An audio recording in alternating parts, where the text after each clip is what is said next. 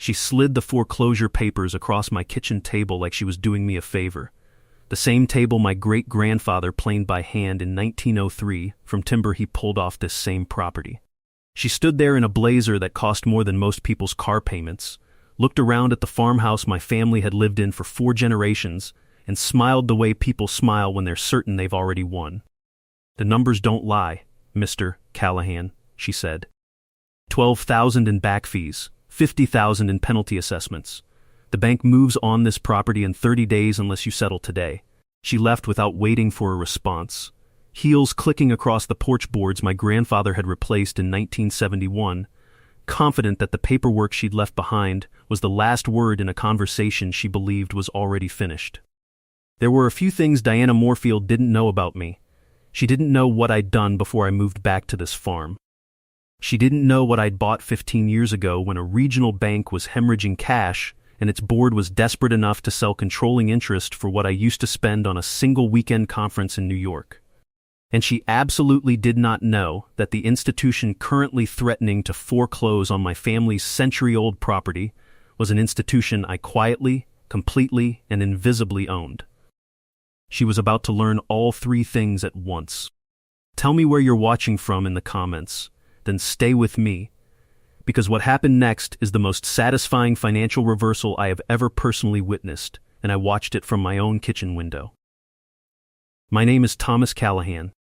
I'm 61 years old, and for the first 28 years of my adult life I did something I was very good at, and eventually grew to find hollow. I acquired distressed community banks. Not glamorous work by Wall Street standards, but the kind of work that makes certain types of people very wealthy in ways that don't show up on magazine covers. You find an institution that's made bad decisions, buy controlling interest at a discount, restructure its operations, and either turn it profitable or absorb its assets into something larger. The 2008 financial crisis was, professionally speaking, the most productive period of my career. Institutions that had seemed immovable were suddenly available. Cornerstone Community Bank had been a fixture in Clover County for 60 years before over-leveraged real estate lending decisions caught up with its board in October of 2008. I acquired controlling interest in the spring of 2009 for a figure I won't specify but that represented about a 15% recovery on what the institution had been worth 18 months earlier. I structured the acquisition through a holding company that I deliberately kept out of any public-facing documentation. The management team stayed in place. The name stayed the same. The customers had no idea anything had changed except that their loan applications started getting approved again. I never corrected that impression. I had my reasons for keeping the ownership quiet, and those reasons served me well until the morning Diana Moorfield tried to use my own institution to take my family's farm. I had moved back to the farm in 2011 after deciding that my net worth was sufficient and my patience for conference rooms was exhausted. My grandfather had kept the property going until he died, and my parents had let it sit fallow in the years after, intending to sell it. I bought it from the estate, fixed the farmhouse, put in heritage vegetable gardens and a small flock of laying hens, and began the genuinely difficult project of learning to want less and notice more. 40 acres of Central Virginia farmland that my great-grandfather had paid $1,100 for in 1903. Morning light on the ridge. Evenings that lasted long enough to think. Then, Diana Moorfield's development company built Heronwood Estates around me, and the 40 acres that had once been surrounded by working farms became surrounded by HOA, governed $500,000 homes whose owners had, at Diana's careful guidance, been taught to view my property as a problem to be solved. Diana had tried to buy the farm during her development phase. I declined. The offer was generous by any objective measure, but my great-grandfather's will was explicit on the subject of developers, and I had inherited not just the property but his apparent ability to predict exactly what a subdivision would feel like from the inside. When Diana's initial purchase offer failed, she shifted to attrition. The HOA she controlled began issuing notices about agricultural odors affecting property values. Requests to relocate the chicken coops. Assessments for landscaping standards the farm had obviously never been designed to meet. Each notice arrived on letterhead with an embossed seal and language suggesting legal authority it may or may not have actually possessed. I consulted a property attorney early in this process and learned something useful. Properties that predate local zoning ordinances and HOA establishment carry grandfather protections that subsequent community standards cannot retroactively override. I filed that information alongside every notice Diana sent me and continued collecting eggs. The fees claim was more aggressive. $12,000 in HOA dues allegedly accruing since 2019, based on a boundary revision that Diana's documentation claimed had incorporated my property into the Heronwood Estates covenant area in 2017. $50,000 in penalty assessments for non-compliance with standards I had never agreed to. The paperwork was professionally produced. The stamps looked official. The legal language was dense enough to be intimidating to someone who hadn't spent 2 decades reading financial instruments that were specifically designed to be intimidating. I called my property attorney the same evening Diana left my kitchen. Then I called an old colleague who specialized in forensic financial analysis, the kind of work that follows money through the layered structures people build when they want to make fraud look like administration. She called me back 3 days later with findings that moved the situation from civil dispute to something considerably more serious. Diana's development company had borrowed against property valuations that were not, to put it professionally, connected to market reality. The appraisals supporting her construction loans had been produced by a firm with undisclosed financial relationships to her holding company. The loan amounts exceeded reasonable collateral values by margins that suggested someone at the approving institution had either failed to examine the underlying documentation or had been given reasons not to. Her personal guarantees on those loans exceeded her disclosed net worth by a figure that her financial advisors must have understood was not sustainable. She wasn't harassing my farm because she had excess energy. She was harassing my farm because she needed the land value to shore up a debt structure that was beginning to collapse under its own weight. She wasn't trying to expand her development. She was trying to keep it from drowning. I visited Cornerstone Community Bank on a Thursday morning as a customer with questions. The branch manager, a man named Gerald Pittman, who had been with the institution since before my acquisition, greeted me with the careful courtesy he reserved for people who appeared to be involved in ongoing disputes that might create liability. He confirmed that foreclosure proceedings had been initiated based on documentation provided by Heronwood Estates HOA, and that the loan officers involved had processed the claim without independent title verification. I asked to see the documentation. He explained that the originating documents were maintained by the HOA's legal counsel and that the bank had relied on that chain of custody. I thanked him and drove home. That evening I called a federal banking regulation attorney I had worked with during several previous acquisitions and described what I had observed. She confirmed what I already suspected: the bank's failure to independently verify the debt claim before initiating foreclosure proceedings represented a potential violation of federal lending regulations. The institution had, in effect, acted as a collection mechanism for documentation it had no independent basis to certify as accurate. She asked who owned the institution. I told her I would explain that at a later stage of the process, and that for the moment I needed her analysis focused on the regulatory exposure rather than the ownership question. She said the regulatory exposure was significant. I said I had gathered that impression. The community meeting Diana organized 2 weeks later was held in the Heronwood Estates clubhouse, a building whose construction had been funded through HOA assessments and whose operating budget contained line items that my forensic contact was currently examining with considerable interest. Diana stood at the front of the room and delivered a presentation about property values, agricultural contamination, and the financial risk that a non-compliant property posed to every homeowner in the development. She used charts. She had prepared visual aids. The production value suggested someone who understood that fear requires packaging to achieve maximum effectiveness. My neighbor Margaret Osai, who was 73 years old and had moved into Heronwood at its opening phase with the savings from 40 years of teaching, found me on her way out and pressed an envelope into my hand. Inside was a written request for her to provide a sworn statement claiming my property was causing health impacts on adjacent residents. Diana was offering to cover 2 years of her HOA fees in exchange. I photographed the letter and sent it to 3 separate locations for safekeeping. What Diana had just done was add solicitation of perjury to a list that already included fraudulent debt claims and potentially fraudulent loan documentation. The list was becoming comprehensive in ways that would interest people whose professional interest in comprehensive lists extended beyond HOA management. I drove to see a federal banking fraud examiner I had worked with previously. not as a bank owner, as a community member with a folder of documentation and a clear account of a pattern of conduct that had been unfolding over several months. She listened for 40 minutes and asked questions for another 20. Then she picked up the phone. The conversation I had with Cornerstone's senior loan officers the following week was one I had been preparing for longer than they knew. I arrived without announcing the specific subject matter, sat down at the conference table in the branch's meeting room, and opened a briefcase containing documentation organized by federal statute number. I explained that the foreclosure proceeding they had initiated against my property was based on debt documentation that had not been independently verified, that the originating boundary revision underlying the claimed HOA jurisdiction had not been recorded with the county assessor's office in the manner required by Virginia property law, and that the bank's role in processing that claim without verification represented regulatory exposure that federal examiners would likely find interesting. Gerald Pittman's expression changed in stages. First, the careful courtesy, then a kind of professional alarm.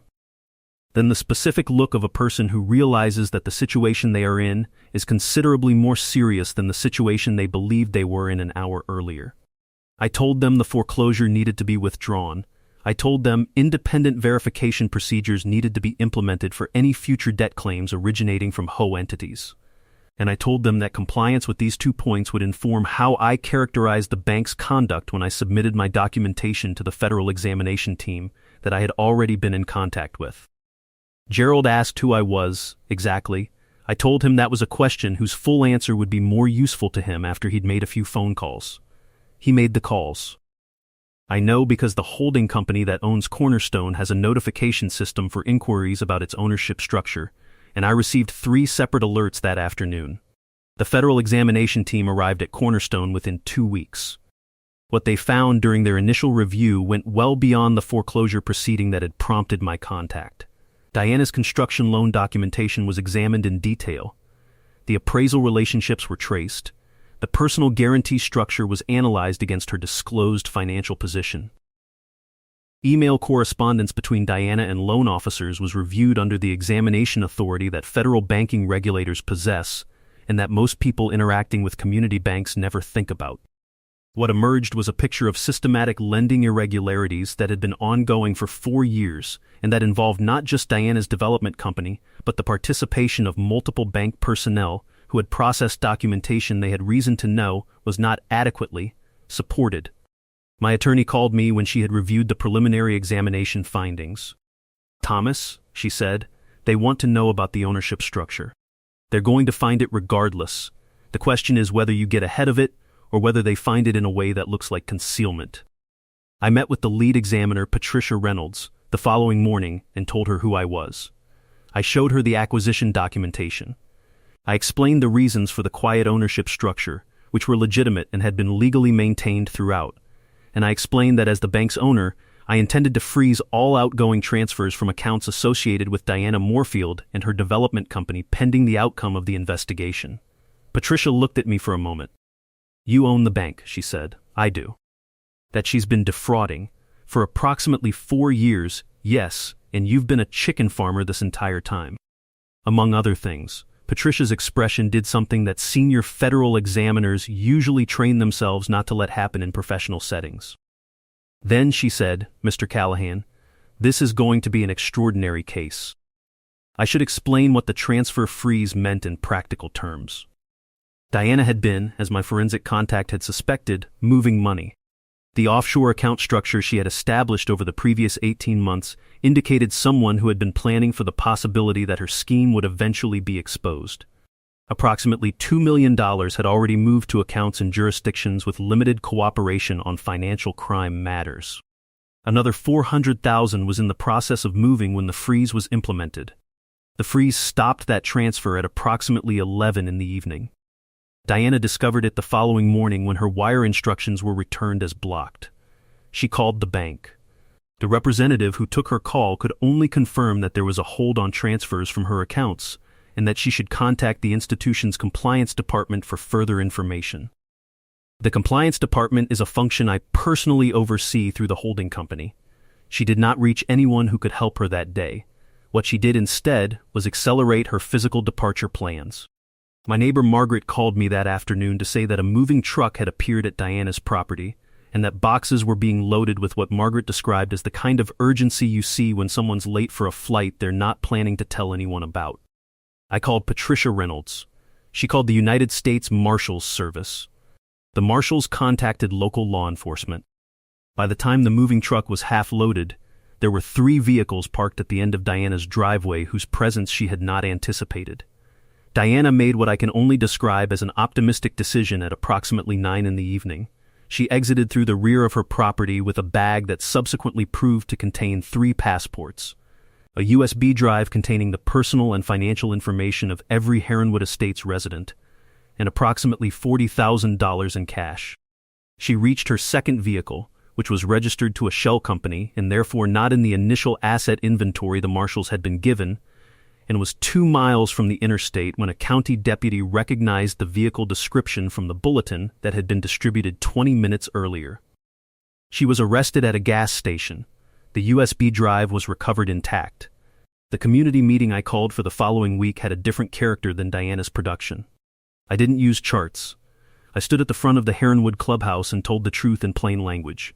I told them about the farm, about Wall Street, about the bank acquisition in 2009 and the reasons I had kept it quiet, about the fraudulent debt claims Diana had used to initiate foreclosure proceedings against my property, about the systematic lending irregularities that federal examiners had found in her construction loan documentation, about the $2 million she had moved offshore before the freeze, the $400,000 that had been stopped, and the personal data she had attempted to take with her when she fled. I told them that as bank owner, I was personally guaranteeing every mortgage in the development, that no homeowner who had purchased their property in good faith would face any adverse financial consequence from the investigation, that every dollar Diana had taken from HOA reserves would be recovered through asset liquidation and returned with interest.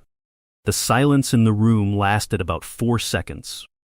Then Margaret Osei started clapping, and she had been a school teacher for 40 years, which meant she knew exactly how to make sure the people around her understood that this was a moment worth marking. Diana's federal trial produced a sentence of 26 months and restitution orders totaling slightly over $2 million once asset liquidation was complete. The loan officers who had processed her fraudulent documentation without adequate verification faced regulatory proceedings that resulted in the loss of their banking licenses. The appraisal firm whose inflated valuations had supported her construction loans was referred to state licensing authorities and is no longer in operation. The asset recovery process returned 100% of stolen HOA funds to residents, plus a small interest supplement funded by civil litigation proceeds. I restructured every mortgage in the development at reduced rates with terms that made the monthly payments genuinely manageable rather than aspirationally so. Margaret Osei was elected HOA president at the first community meeting after Diana's arrest, running on a platform that consisted entirely of the phrase monthly financial statements that everyone can actually read.